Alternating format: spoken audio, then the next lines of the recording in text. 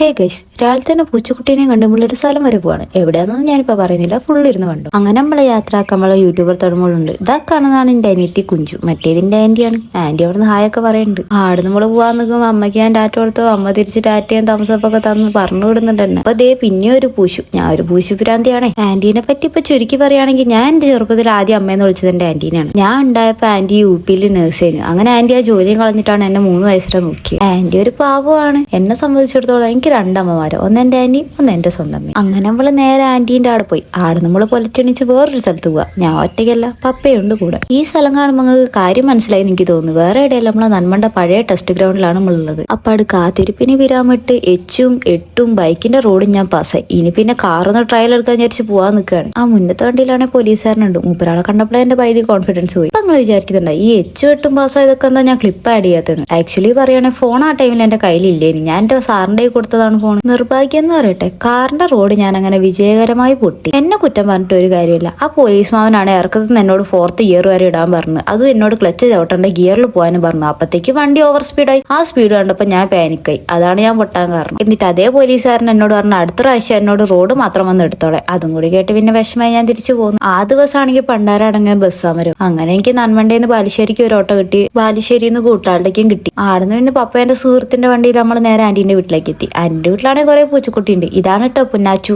ഞാനാ ഇനി പേരിട്ട്. മഴ പെയ്ത് വെള്ളമൊക്കെ അധികമായതുകൊണ്ട് അടുത്ത തോട്ടിലൊക്കെ വെള്ളം ഉണ്ടായിരുന്നു. അപ്പൊ ഞാനും കിച്ചോടും കൂടി തോട്ടിലൊക്കെ പോയി കുറെ വെള്ളം എന്നൊക്കെ നോക്കിയിരുന്നു. പിന്നെ അവിടെ കുറച്ച് ചിപ്സ് ഉടഞ്ഞിരുന്നു. അപ്പാണ് അന്വേഷിച്ചൊക്കെ വന്നത്. അപ്പൊ നമ്മൾ വിചാരിച്ചു റീൽ എടുക്കാന്ന്. സംഭവം ഞാൻ എന്റെ അക്കൗണ്ട് പോസ്റ്റ് ചെയ്തിട്ടുണ്ട്, നിങ്ങൾ അവിടെ പോയി കണ്ടാൽ മതി. പിന്നെ ഈ വീഡിയോ കൂടെ എനിക്ക് നിങ്ങളോട് ഒരു കാര്യം പറയാനുള്ളൂ. ഒരു തോൽവി നമ്മളെ ജീവിതത്തിന്റെ അവസാനമല്ല. ഇനിയും പരിശ്രമിക്കുക, ജയിക്കുക. ഈ വ്ലോഗ് ഇത്രേ ഉള്ളൂ ഗൈസ്. ബൈ.